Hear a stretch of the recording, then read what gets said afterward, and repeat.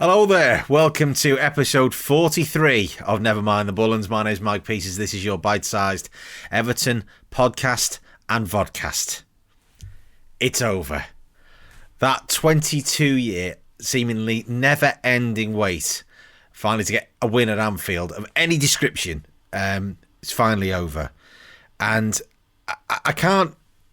There's going to be a lot written and said over the next few days about the result, what it means, and all the rest of it. And I don't want to, pee on the bonfire too much, but it is just one game. But psychologically, it's so much more than that. I think any club with any rivalry, and the Merseyside derby is one of the great rivalries of English football, in fact, of world football.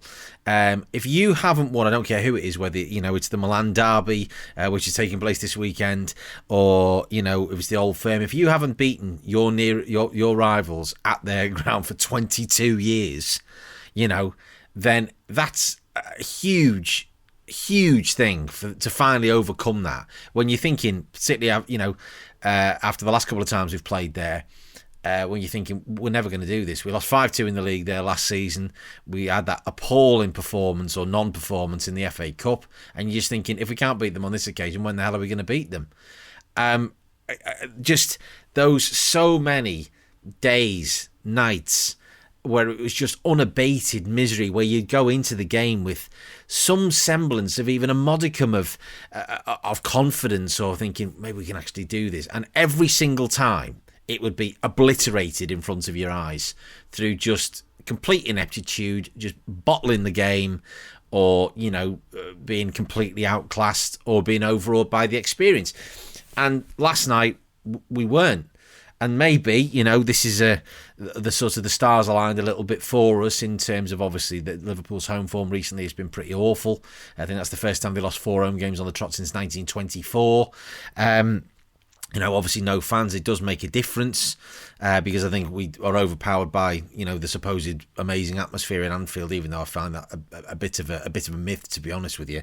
I've been there for derbies, and the atmosphere's been awful, it's been non-existent. So, but nonetheless, I just think there's something deep-rooted within our psyche, as supporters, as much as the players, where you're just thinking, we're not going to win here. And finally last night, that was expunged. We rode our luck at times, no question about that. They did have chances where they could have got back into the game, but there were some absolutely totemic performances in there last night. There really were. The team selection again was right. We got the tactics, and the discipline, the energy, and the desire was all there. At times we rode our luck in midfield. There's no question about that. And you're just thinking, this is Everton. They don't make it easy for you. It is. They do make you suffer, but.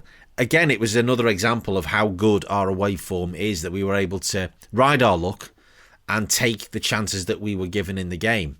And the only other chance that we really created in the game was the one that Sheamus Coleman arguably should have scored. But, flying diving header and a good save from Alisson. Maybe we could have done better, but in the end, it didn't really matter.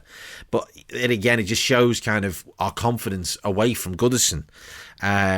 And obviously we need to now translate that back to Goodison and play with the same kind of freedom and energy and tempo and play that way at Goodison. I've mentioned him many times on this podcast because, he has been unfairly or maybe fairly maligned at times. But Tom Davies last night was absolutely totemic. He was magnificent. His calmness on the ball, the way I think he simplified his game over the last couple of months, when we've watched him kind of struggle and be trying to be all action and making silly tackles and then trying to play sort of Hollywood passes and all the rest of it, and he's just simplified his game recently, and it's just unleashed him.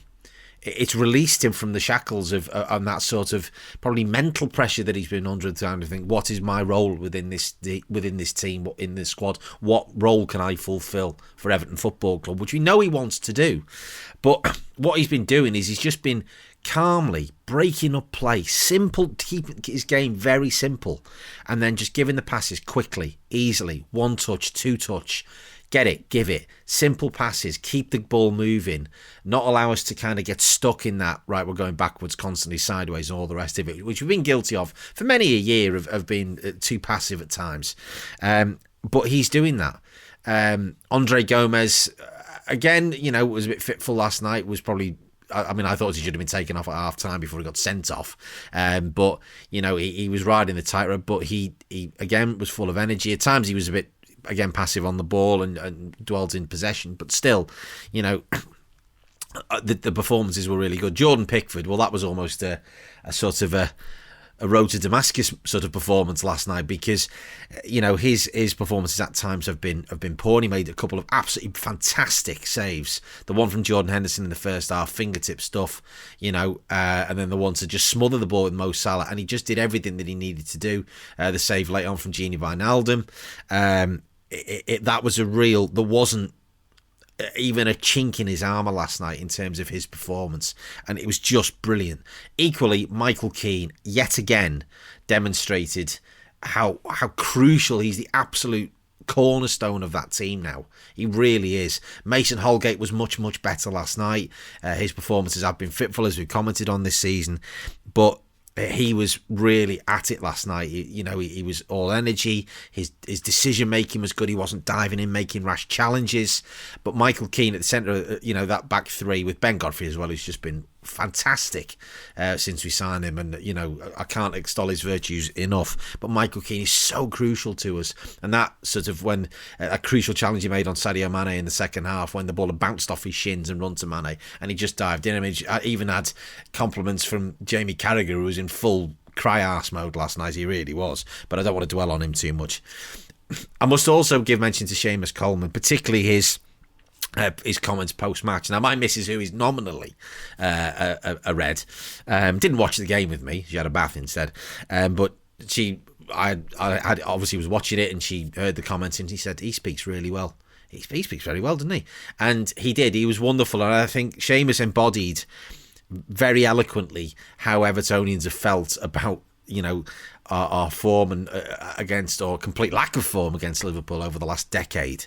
And what was telling was that the comment that was most important was, we can't allow this just to be, right, we won at Anfield, finally, we've broken that hoodoo, that's it now. We have to kick on. And that is an object lesson in the sea change of the mentality of the players, the staff. Yeah, they rightly celebrated, and Duncan, the way he bounded onto the pitch, I think, epitomised how every Evertonian felt last night.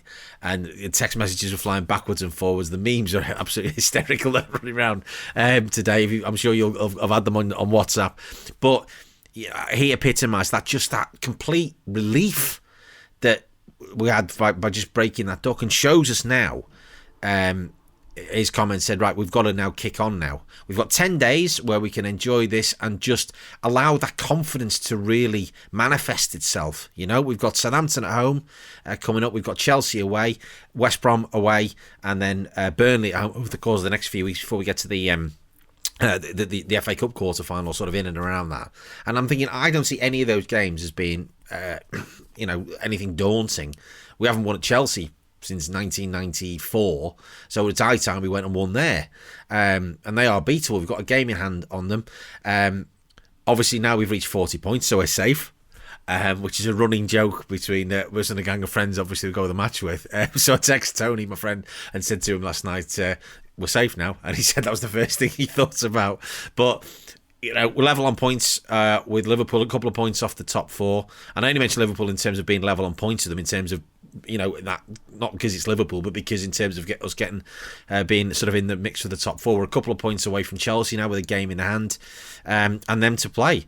We're absolutely in the mix. We've got a crucial now 14 games, 14 cup finals for us to really showcase how far we've come. It's a massive opportunity. Where in the past we've had these chances to get into the top four at Roberto Martinez's 2014-15 season, or sorry, 15-16 season, I should say. We just collapsed in a heap, and we've blown it. And we've had these chances, and we've not taken them. And I really think now, all the pieces that we need are in place for us to be able to actually achieve our goals. Yes, it would probably be, we've probably overachieved, maybe if we do get into the top 4, but still, it's absolutely massive. I talked about, these last few weeks being crucial periods and a marker for where we're at. Now, at the end of a difficult week where we've lost a really poor game at home to Fulham, we've lost to Man City, but we performed really well. To then get this win, which not so much with the 3 points, but psychologically, we haven't got the points we wanted this week, but psychologically, that's probably the most important one of the 3 to have won, just to break that. And, it's just so great to be doing this after a Merseyside derby, which I've come to loathe. I really have come to loathe the games. I used to love them when I started going. And my first derby was a win, December 1992, the Sky Sumo Wrestlers, Monday Night Football. And it's just become, a fixture I've just dreaded. I dreaded it all day yesterday. I wasn't looking forward to it. I never look forward to them. But that feels like a weight's been lifted off our shoulders, doesn't it? And we can now actually go into these games with, I wouldn't go, all guns blazing, completely, cock of the walk kind of thing. But they are absolutely games that we now should have no fear whatsoever about, and no team should we have any fear about. That's the importance of it. So, until next time, obviously a break next week with no games. I will be back after the Southampton game, which is on the 1st of March. I've overrun beyond my normal 10 minutes, but I think you understand why. I think we all understand why. If you want to get in touch, at NMTVPod on Twitter, nmtvpod@gmail.com. This has been a Top Content production, and until the next time, come on you Blues.